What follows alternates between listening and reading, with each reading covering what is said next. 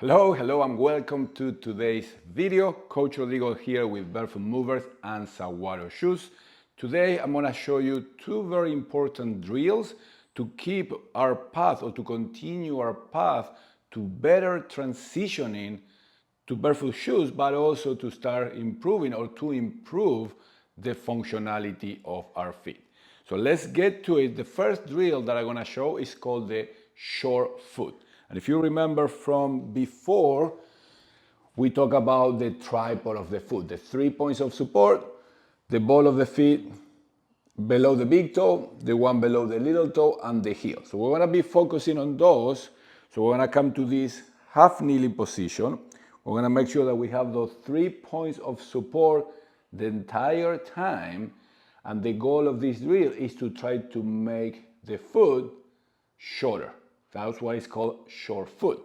Now, think of this, the distance between this ball of the foot and the heel. That's the area that we're gonna try to bring together, or those 2 points, bring them together. For that, it's kind of like grabbing the foot, the floor. But what is important not to just do this. See here how I lift the ball of the foot and I lose the point of contact. So we wanna keep that.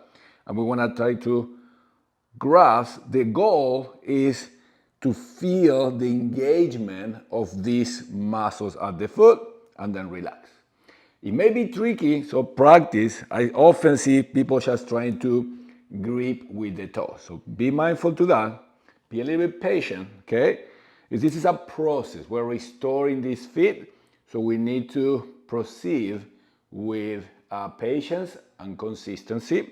So you're gonna try it again. You're gonna start feeling these muscles.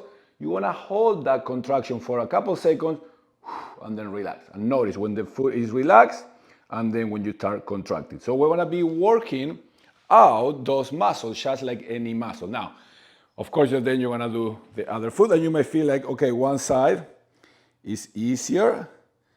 You may get some cramps sometimes. If we access muscles that haven't been worked, okay, or they haven't worked in a while, you may get a cramp there, so completely normal. Don't overdo any of these drills. You start with a few reps. I would recommend this one, maybe 3 to 5 on one side, holding for 2-3 seconds, and then do the same on the other side. If everything feels okay, maybe you can do another or 2 more sets, but keep it low at the beginning in reps.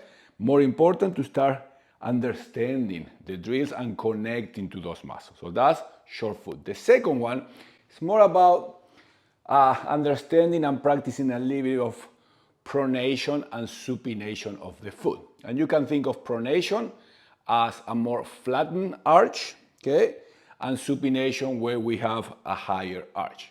So some people get concerned thinking, oh, my feet are just flat, my feet are have a high arch. But in reality, we need to be able, when we have functional feet, they need to be able to go from one to the other one, because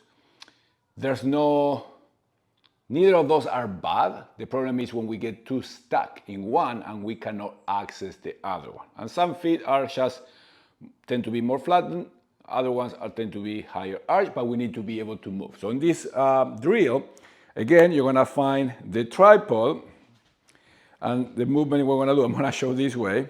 Okay, we're gonna keep the tripod, and we're just gonna start by bringing the knee forward. Now, what is important here is to think of the knee going toward the second and third toe. What I want you to avoid is, because I see often, is this. You see my hip coming out. You want to keep the hip in and the foot grounded, 3 points, and then the knee going second, third toe. So for now, and you can try, this is really good too, to just assess and feel how much ankle flexion we have here, right? In and out without losing this. This is very common. So don't, even if it's a small movement, think knee, second, third toe, and do a few pulses like that. Sometimes people tend to lift the heel too. You don't want to do that. It's surprisingly how many people have lost the range of motion of that ankle. But what I wanted to practice there is, besides the ankle, to start noticing that when the knee goes forward in this way, okay, we start with a higher arch. As we start going forward, knee, second, third toe, the foot should feel like it starts opening up a little bit and the arch drops a little bit. That is more the pronation position. And then when we come back, there's a bigger arch. So hip in, knee slightly, you can think slightly out, and then you may feel that the foot starts to open, okay?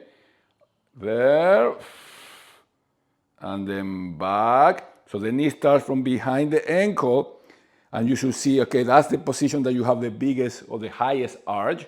And then you go, keeping the hip in, and see if the foot opens, and we get a little more of a flatter foot. So that will be ankle dorsiflexion, restoring that ankle, very important.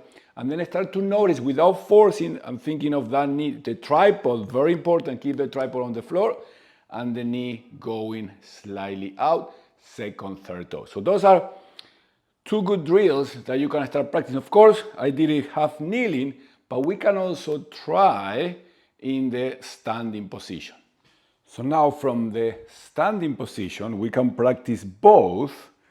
So here, hip width apart, lift the toes, find the tripods, and after you find, notice, you can put a little pressure onto the feet and see if you can access that short foot. You're gonna feel muscles around your legs too, lower legs. So engage, hold, and relax. Okay, so you can practice this one from standing too. Now, in regards to the pronation, ankle flexion, pronation-supination, we're gonna do it, but for this one, we're gonna make a step, like we were going for a walk, you make a step. So here, the forward leg, whole foot in contact with the floor. The back leg shafts the ball of the feet so the heel is up, okay? So we're trying to replicate a walking position.